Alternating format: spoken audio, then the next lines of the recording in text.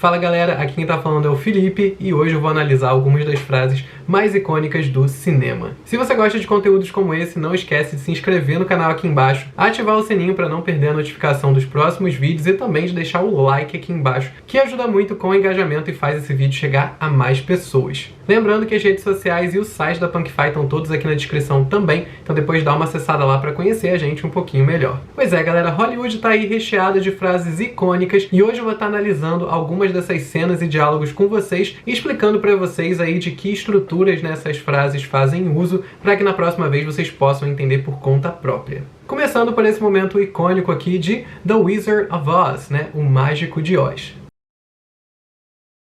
Então a Dorothy fala aí pro cachorrinho dela, né, o Toto, que I have a feeling we're not in Kansas anymore. Então, I have a feeling we're not in Kansas anymore. Começando aí pela expressão I have a feeling, né? To have a feeling significa ter a sensação, né? Sentir que. I have a feeling we're.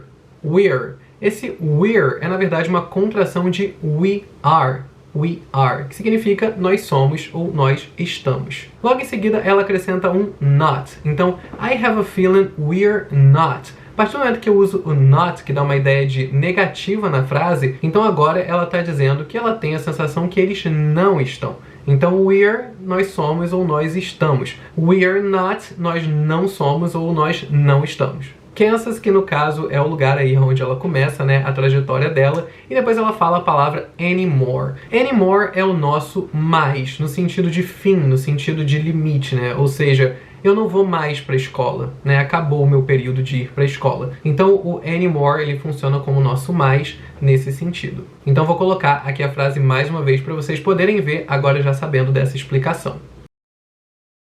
Continuando, nós temos uma frase de um dos meus filmes favoritos, que é Harry Potter, e é essa frase aqui.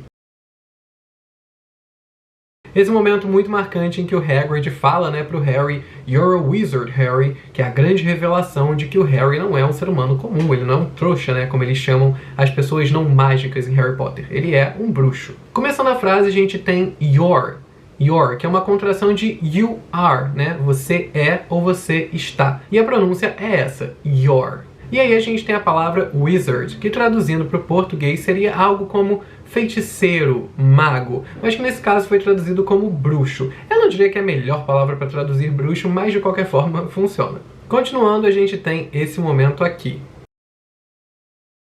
Do you like scary movies, né? Que é a pergunta aí que todo Ghostface em qualquer filme da franquia do Pânico faz no telefone antes de atacar as vítimas deles. Um fun fact é que a franquia tem o nome original de Scream, né? Que é grito, mas foi traduzido para o português como Pânico. Começando aí com o do, que é um verbo auxiliar para perguntas, né? Então eu posso usar essa estrutura para perguntar praticamente qualquer coisa. Do you play soccer? Do you read books?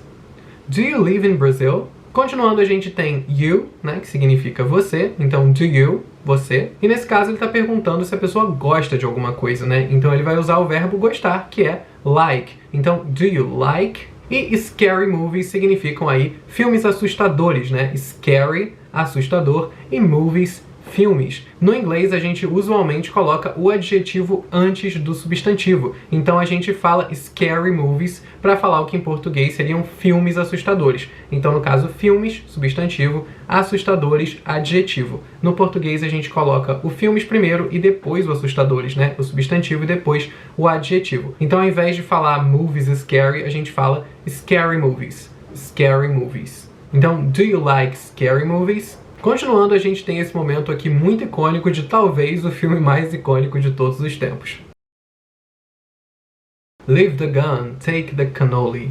Eu não vou mentir pra vocês que assim, The Godfather, que é da onde essa cena saiu, que foi traduzida aí como Poderoso Chefão, talvez uma das traduções que eu menos gosto de todos os tempos, não é um filme que eu amo, tá? Não vou dizer pra vocês que é um filme que eu acho ele muito icônico, mas assim, não é um dos meus filmes favoritos. Mas esse momento aqui, ó, realmente é daquele tipo de diálogo que eu não sei muito bem explicar o porquê, mas ele fica na sua cabeça, você dá uma risada no momento que você não quer estar dando uma risada, e é uma cena aí que tem todo o seu crédito de porquê que ela é icônica. A gente começa ali com a frase Leave the gun.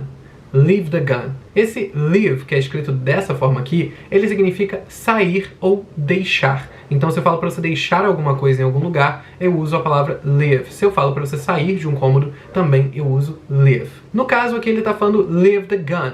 The gun, a arma, né? Então, leave the gun, deixe a arma, né? Esquece a arma aí, não pega. E continuando, a gente tem take the cannoli. Take the cannoli. Take significa aí pegar. Então, leave the gun, deixa a arma, e take the cannoli, né? Pegue o cannoli, que é aquele doce italiano. E por último, a gente tem esse momento aqui.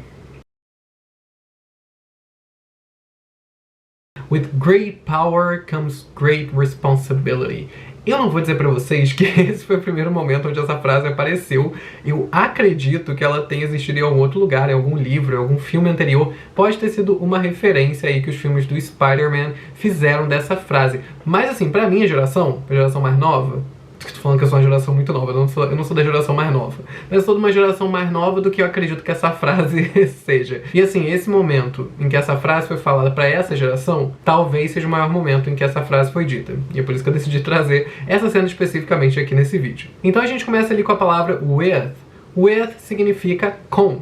Então, great power, a gente tem mais uma vez aquela estrutura em que o substantivo está vindo depois do adjetivo, né? Então, great, adjetivo, e power, substantivo. Great, se vocês forem procurar a tradução, vocês vão encontrar incrível, ótimo, é um elogio, great. Mas a gente também pode usar para falar de algo grandioso. Portanto, great power seria aí um poder grandioso. Logo depois a gente tem o verbo to come, to come.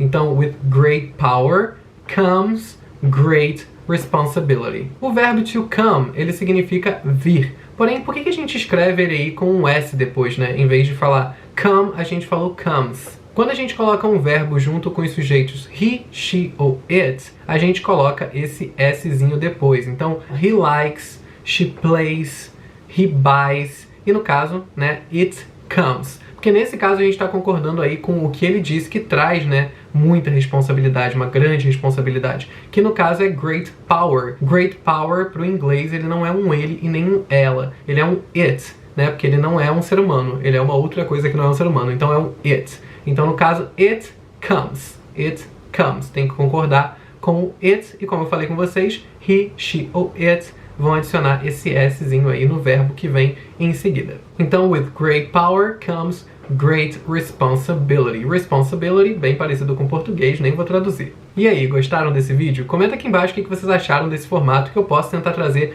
mais vídeos assim pra vocês. Comenta aqui embaixo também de todas essas cenas que eu passei, qual que é a sua favorita, e de todos esses filmes também, qual que é o seu filme favorito. Eu vou ficando por aqui e até o próximo vídeo.